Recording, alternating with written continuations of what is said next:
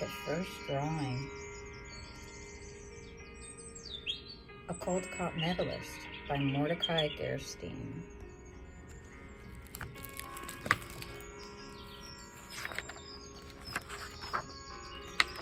Some of the oldest drawings ever found were made some 30,000 years ago in a cave in southern France.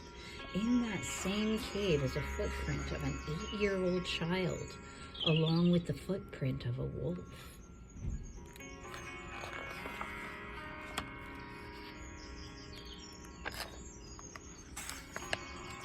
Imagine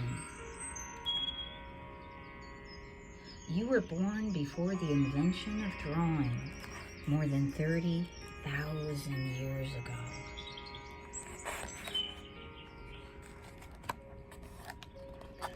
You live in a cave with your parents, grandparents, sisters, cousins, brothers, uncles, aunts, and many cousins, and your wolf Shadow in a big cave. You love to watch animals. You see them everywhere.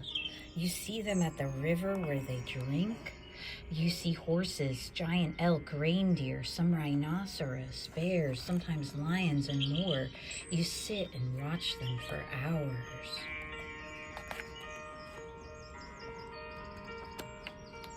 You see the grand white and gray clouds that drift over the valley.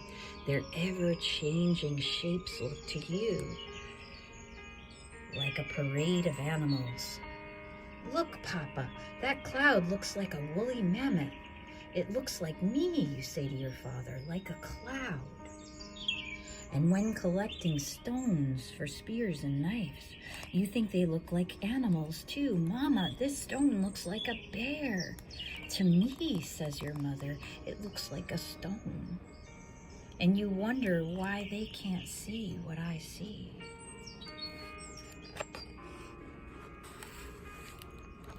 At night, wrapped in animals and deer skins, you see shadow images of all the animals again in flickering firelight over bumps and hollows of the cave walls.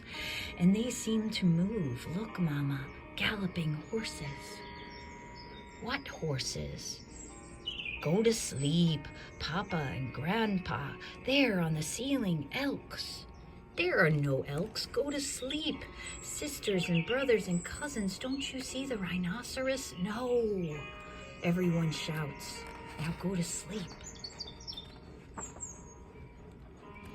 They call you child who sees what isn't there. How can you make them see what you see? Every night you watch the animals on the walls, and then you dream you are running with them, like one of them. One morning you're out with your father, searching for stones, and you wander off around a huge hill of boulders, and you look up and see right in front of you a woolly mammoth.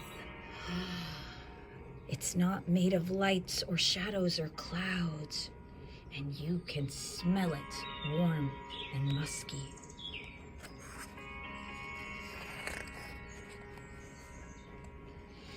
It sniffs you with its trunk, then stands perfectly still.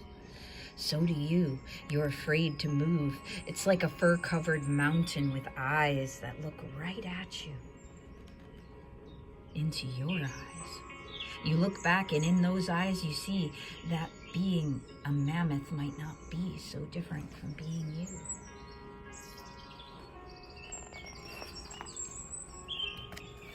The mammoth sighs through its trunk.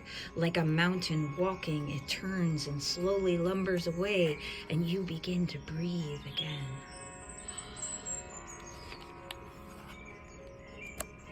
Papa, right in front of me, a woolly... Child, your father sighs, what am I going to do with you?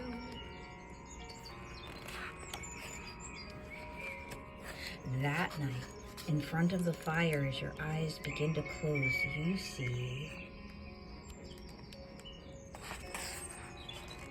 an image on the wall.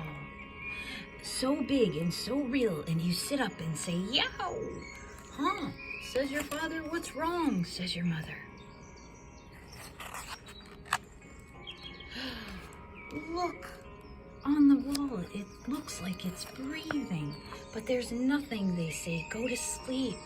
"But look, the tail, the tusks, why don't you see it?" "Everyone is awake now. There's nothing to see. Go to sleep, go to sleep. How can I make you see?"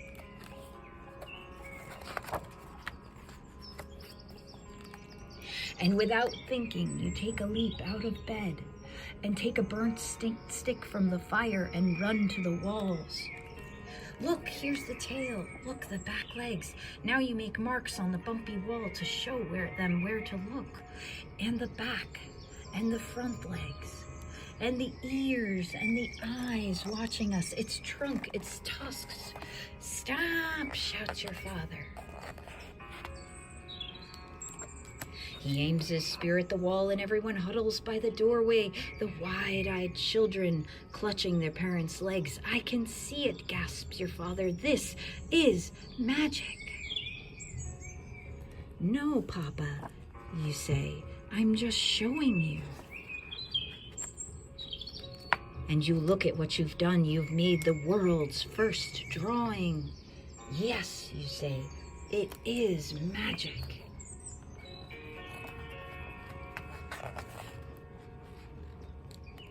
Now everyone can see what you see, and so you make more drawings. And you show your parents and grandparents and sisters and brothers and uncles and aunts and cousins how to draw too. For thousands of years, people keep drawing. Even today, people are still doing it. And that's how, if you've been around more than 30,000 years ago, you might have invented drawing. And it's still magic.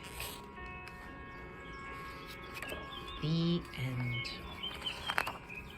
The author's note.